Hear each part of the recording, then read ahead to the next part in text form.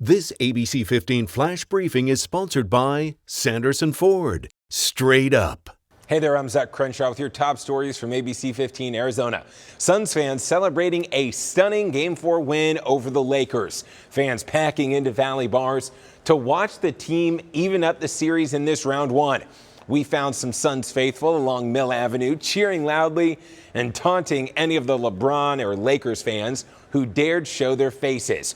So this is what lies ahead in this best of 7 series. The teams coming back to the Valley. Suns Arena going to be packed for Game 5 Tuesday at 7 p.m. Then Game 6 and 7 will alternate between LA and Phoenix if a Game 7 is even necessary. On Wildfire Watch tonight, here's the latest on fires burning around Arizona. The courthouse fire right now still burning in a remote area west of Phoenix, growing to more than 1,000 acres today, but firefighters making some solid progress, getting that fire down to 40% contained. So far, it doesn't appear that any homes are threatened. Meanwhile, the McDonald tank fire burning a whopping 3,500 acres, more than 150 firefighters working the front lines, and they've managed to get it 30% contained. It's burning 25 miles southeast of White River and is threatening sacred Apache land, some ranches, as well as recreation areas. You can see the smoke from Highway 260, so if you're smoke sensitive, be careful heading that way. And then finally, firefighters wrapping up the Spur fire burning near Baghdad, Arizona. You may remember that fire burning 13 homes last Thursday. Tonight, that fire 90% contained, and firefighters say they are wrapping up and moving on to other fires across our state. And those firefighters asking everyone to be extra cautious this Memorial Day. If you're heading outdoors, make sure to double check fire restrictions, keep your cars and trucks off dry grass, and make sure to check your tires, your chains on trailers, so you don't cause any sparks that lead to a potential disaster. Commuters locked in traffic for hours. I-17, a parking lot, completely shut down after 5 cars collided, with one rolling over an embankment into oncoming traffic. This happening, as we mentioned, I-17 near Indian School. Incredibly, only 2 people were hurt, and fortunately, everyone's expected to be okay.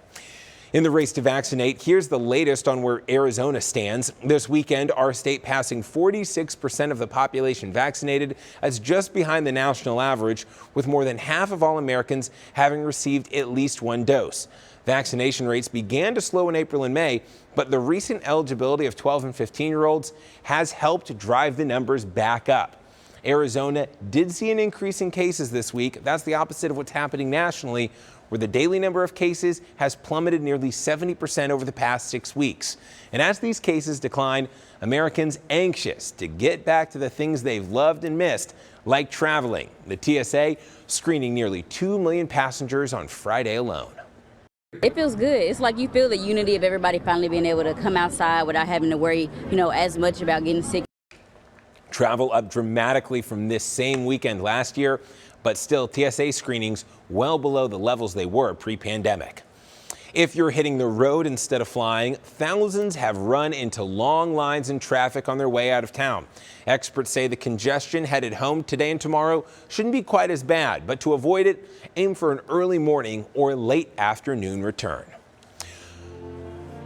To honor all the brave men and women who have served our country and lost their lives paying that ultimate sacrifice, the National Memorial Cemetery of Arizona will be hosting a virtual wreath-laying ceremony tomorrow.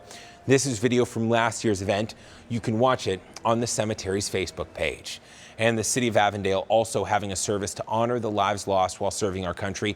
There will be a special tribute at the Avondale Civic Center's outdoor amphitheater from 6:30 to 7:30 tomorrow night. It is free. Just bring blankets or lawn chairs to sit down. Tracking your most accurate forecast now, I'm meteorologist Jorge Torres. We are expecting a hot Memorial Day across the valley, with temperatures starting off in the lower 80s in the morning, climbing to the mid-90s by noon, and will hit 100 degrees by the afternoon once again. Now, in northern parts of the state tomorrow, there is a chance for a few isolated showers and thunderstorms. However, a lot of the rain will not reach the ground because it's still very dry at the surface, so the potential for some gusty conditions and even dry lightning is a possibility, which of course could spark a few wildfires, something we're concerned about, especially this time of year with how hot and dry it has been. been. Forecast tomorrow across northern parts of the state, generally in the 70s though in Flagstaff, along with Heber and Show Low, 80s in Payson and Prescott, 90 in Sedona, and triple digits along the Colorado from Bullhead City to Lake Havasu and Quartzsite too, calling for a high of 101. So here's your 7-day forecast. Temperatures staying at or above 100 degrees for the next 7 days, although we are anticipating some breezy conditions starting Thursday and Friday of this week into next weekend as well. This ABC 15 Flash Briefing is sponsored by Sanderson Ford. Straight up.